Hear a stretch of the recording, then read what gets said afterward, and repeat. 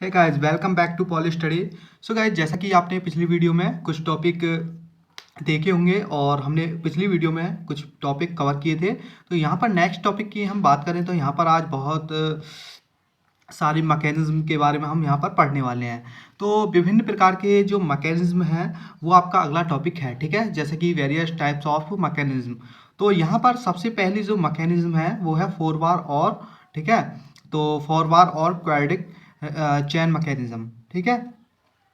तो जो होती है ये फोरवार मैकेनिज्म, तो ये अक्सर परीक्षाओं में पूछी जाती है, ठीक है। तो सो गाइस, मेरी आपसे एक रिक्वेस्ट रहेगी, प्लीज़ ज़्यादा से ज़्यादा इस वीडियो को शेयर करें, ओके। क्योंकि नेक्स्ट जो चैप्टर है आपका सेकंड चैप्टर वो स्टार्ट करने वाले हैं, ठीक। तो यहाँ पर बस मेरी रिक्वेस्ट ये है, क्योंकि जो सेकंड चैप्टर है यदि वो चैप्टर किसी के निकल जाता है तो बहुत ज़्यादा दिक्कत हो जाएगी। तो मेरी ये है कि सभी स्टूडेंट एक साथ जुड़ जाएं, ठीक है। इसलिए आपको वीडियो को शेयर करना है ज़्यादा से ज़्यादा और वीडियो को लाइक करना है। सो गाइस, शुरू करते हैं फोर बार मैकेनिज्म। जैसा कि ये चार क्षण चैन बोल रहा है, फोर बार मतलब चार क्षणों से मिलकर बनी होगी ये मैकेनिज्म, ठीक है। तो यहाँ पर सबसे पहले मैं आपको एक डायग्राम दिखाता हूँ। ये आपके सामने एक डायग्राम है, ठीक है। यहाँ पर ओके, अच्छे से दिख रहा होगा आपको। तो यहाँ पर क्या है, ये एक मैकेनिज्म हो गई यहाँ पर, ठीक है, पूरी, ओके। इसको बोलेंगे हम फोर बार मैकेनिज्म। तो यहाँ पर एक क्षण ये आपके हो गई, एक बार, टू बार, थ्री बार और ये फोर, ठीक है। तो यहाँ पर आपकी फोर बार मैकेनिज्म बन जाएगी ये। तो यहाँ पर जो होंगे आपके चार पेयर होंगे, ओके। तो यहाँ पर बात करते हैं, जैसे कि ये एक फ्रेम है, यहाँ से यहाँ तक ए और डी, ये आपकी क्या है, फिक्स है, ठीक है। ए पॉइंट पर फिक्स है और डी पॉइंट पर फिक्स है। ए बी एक क्षण है, ठीक है। बी सी एक क्षण है, सी डी एक क्षण है, ठीक है ना। तो यहाँ पर बात करते हैं, देखो ये जो चार कड़ियों से बनने वाले यंत्र विन्यास को चार क्षण चैन यंत्र विन्यास कहते हैं। इनमें चार युगल मतलब चार पेयर होते हैं, ठीक। तो यहाँ पर क्या होते हैं, आपके चार पेयर होते हैं। चार क्षण चैन में सबसे सरल वे यंत्र विन्यास हैं जिनमें चार लिंक्स तथा चार टर्निंग पेयर होते हैं, ठीक है। यहाँ पर ध्यान देने वाली बात है कि चार क्षण चैन में सबसे सरल वे यंत्र विन्यास हैं जिनमें चार तो लिंक हैं तथा चार ही टर्निंग पेयर होते हैं। चित्रानुसार फिक्स्ड कड़ी साधारणतः मशीन का फ्रेम है। जो आपकी ये फिक्स है, ये क्या है, एक फ्रेम है। घूमने वाली कड़ियों में से एक को क्रैंक, इसको क्या कहा है, यहाँ पर हमने ए बी को हमने एक क्रैंक कहा है, ठीक है। या ड्राइवर आप कह सकते हैं तथा दूसरी रॉकर या फॉलोअर या लीवर कहते हैं। मतलब इसको क्या कहेंगे हम, यहाँ पर सी और डी को हम रॉकर कह सकते हैं या लीवर कह सकते हैं, और जो बी सी है ये आपकी एक कनेक्टिंग रॉड है। बस आपको यदि ये परीक्षा में पूछी जाती है तो इसका आपको डायग्राम बनाकर आना है और इतना लिखकर आना है। क्लियर। आगे देखो, यहाँ पर विभिन्न प्रकार की और भी फोर बार मैकेनिज्म है, ठीक है। उनके बारे में और देख लेते हैं। जैसे कि आपने एक बीम इंजन देखा होगा। बीम इंजन की मैं बात करूँ, यहाँ पर एक क्रैंक होती है, पिस्टन होता है, सिलेंडर होता है। तो यहाँ पर देखो, ये आपकी क्या है, एक देखो यहाँ पर क्रैंक हो गई है, ठीक। तो यहाँ पर क्या होगा, जैसा कि आपके सामने यहाँ पर एक स्थिर क्या है, एक आप कॉलम कह सकते हो। तो यहाँ पर क्या है, ये एक फिक्स है, ठीक। यहाँ से आगे आपने देखा कि यहाँ पर क्या है, पिस्टन है भीतर, ये क्या हो गया आपका सिलेंडर, ओके। ये किससे जुड़ा हुआ है, कनेक्टिंग रॉड से जुड़ा हुआ है, ओके। यहाँ पर क्या है, पूरी एक रॉड है जो एक रॉकर से जुड़ी हुई है, ठीक है ना।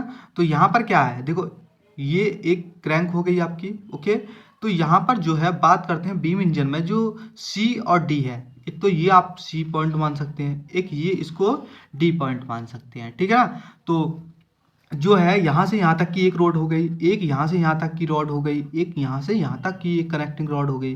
कनेक्टिंग मीन्स जोड़ना, ठीक। तो यहाँ पर क्या है, जो सी और डी दोलन लीवर कहलाती हैं। जो ये सी है और डी है, ये क्या है, दोलन लीवर, जो दोलन करती हैं, मतलब ये क्या करेंगी, रोटेट करेंगे, दोलन करती हैं। तो ये क्या होंगे, आपके लीवर्स होंगे दोनों, सी और डी आप जो है आपके लीवर होंगे।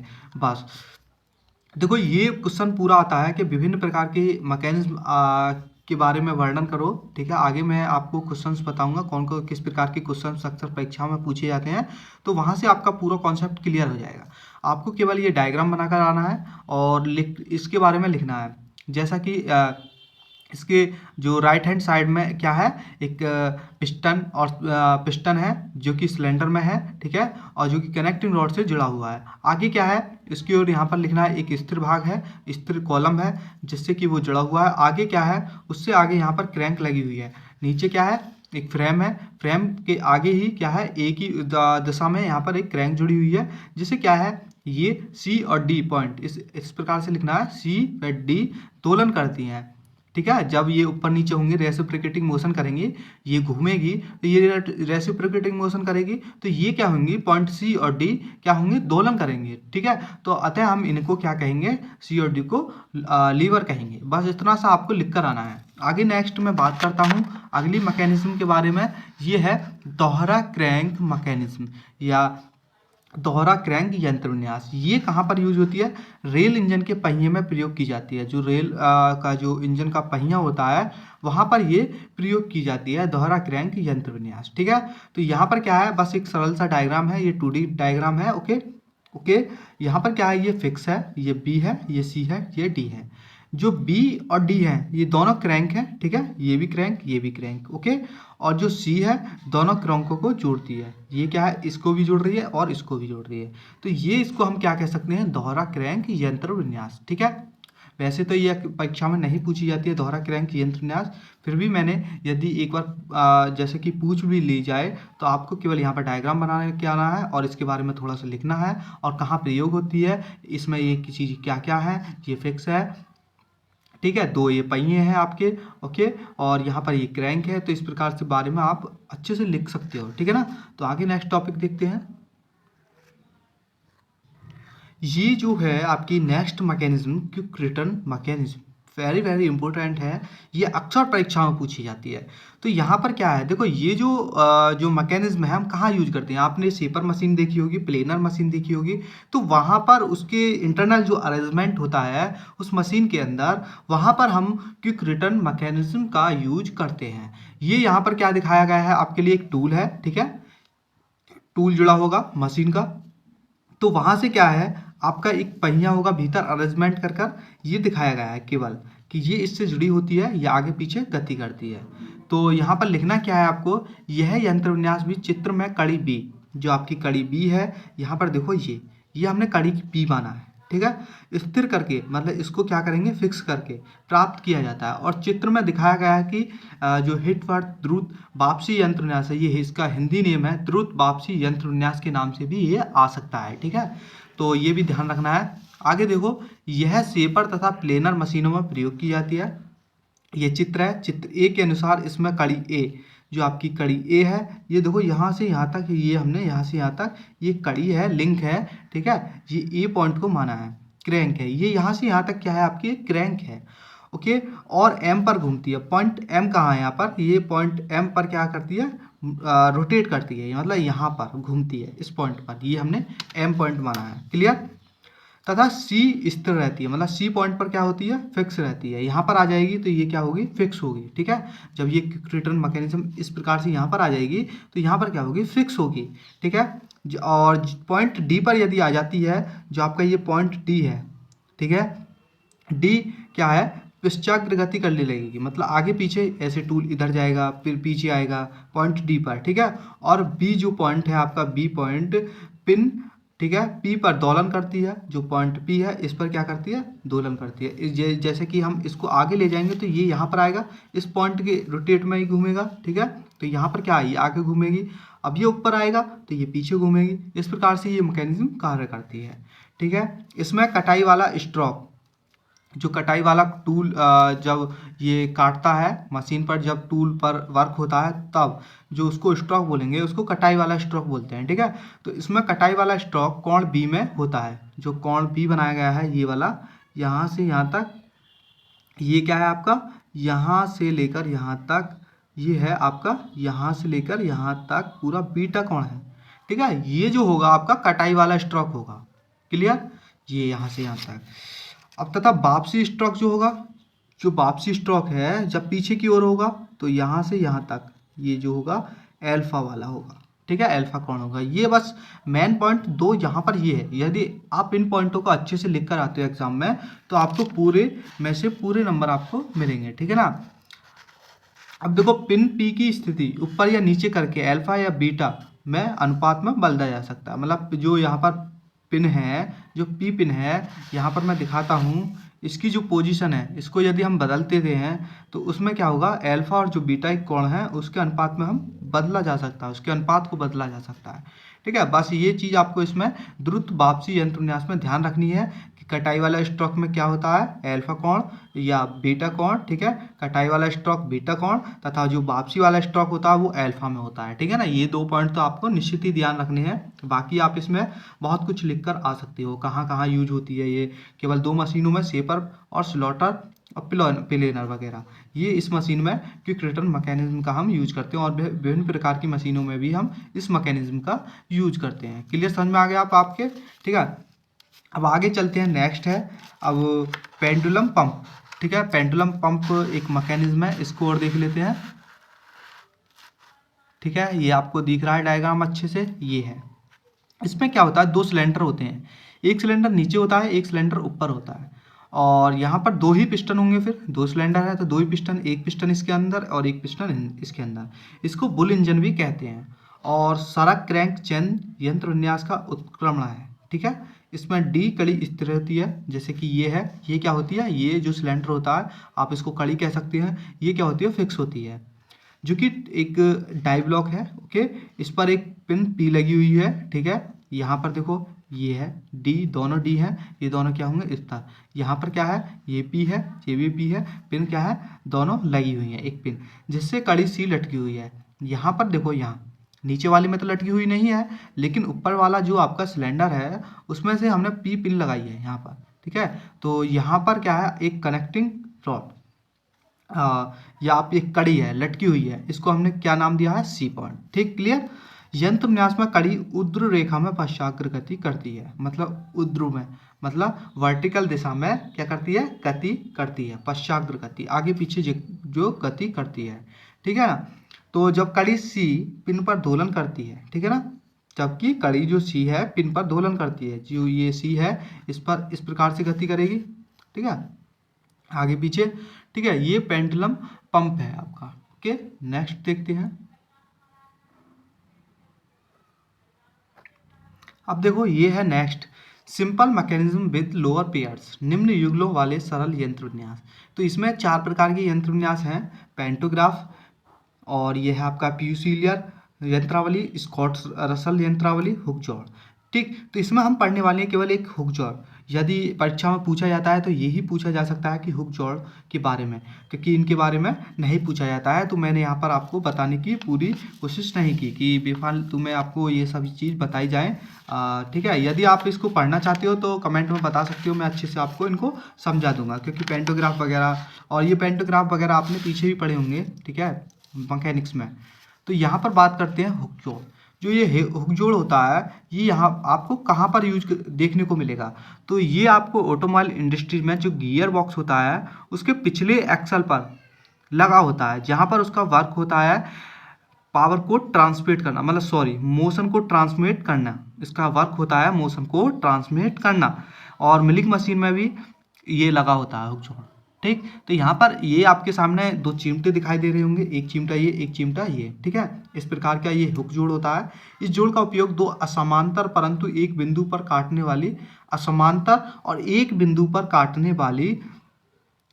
काटने वाली शाफ्टों को जोड़ने के लिए किया जाता है। ये मेन पॉइंट है, इस जोड़ का उपयोग दो असमांतर परंतु एक बिंदु पर काटने वाली शाफ्टों को जोड़ने के लिए किया जाता है। चित्र अनुसार दोनों शाफ्टों की जोड़ वाले सिरों पर एक एक चिमटा, देखो यहाँ पर एक चिमटा ये, एक चिमटा ये, ठीक है।